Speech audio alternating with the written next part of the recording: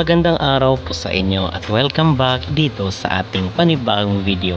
At mga kapolitika, inyo pong napanood itong pagpunta ni Atisa Manalo dito sa headquarters ng Miss Universe sa Thailand, na kung saan ay sumakay pa siya nitong van ng Miss Universe. So tayo po ay natutuwa at napumunta si Atisa dito sa headquarters ng MU sa Thailand.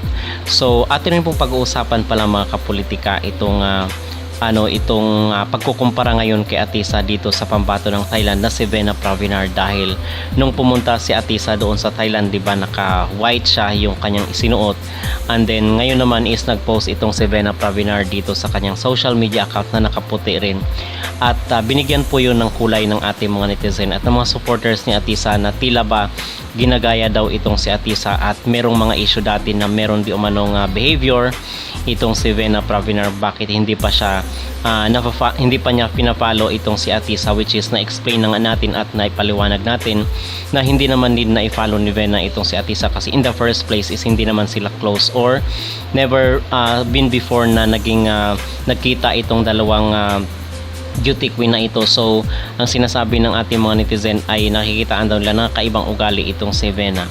So ano yung ating maging reaksyon mga kapolitika dito sa pagpost ni Vena ng litrato na kung saan ay kita na nakaputi rin siya, which is resemblance nga doon sa isinuot ni Atisa Manalo.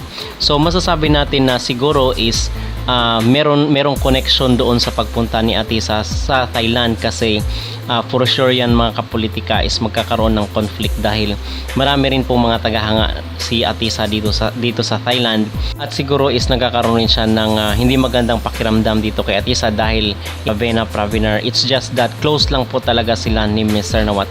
So para sa akin wala naman dapat inggit itong si Vena dito kay Atisa, kasi in the first place siya naman pa rin yung paborito ng may-ari or itong isa sa mga CEO na si Mr. Nawat ng Miss Universe. So wala dapat na ika-inggit itong si Vena Pravinar, kasi itong pagpunta ni Atisa dito sa headquarters nila, it's just that para lang appreciate lang yung mga Filipino supporters na sumusuporta dito kay Atisa, most especially na malakas po ang Miss Universe sa Pilipinas. So para sa akin yun po ang purpose, dahil marami po sa mga Pinoy ang sumusuporta sa Miss Universe, kung kaya nirecognize rin ng Miss Universe itong si Atisa, kaya pinapunta siya dito sa headquarters sa Thailand. Yun mga kapolitika ang aking reaksyon at ang aking maging opinion dito sa pagkukumpara kay itong pag-post ni Vena Pravinar dito sa kanyang social media account na kung saan is nakaputi, at ang sabi ng iba ay resemblance daw, ginagaya daw ni Vena itong si Atisa Manalo.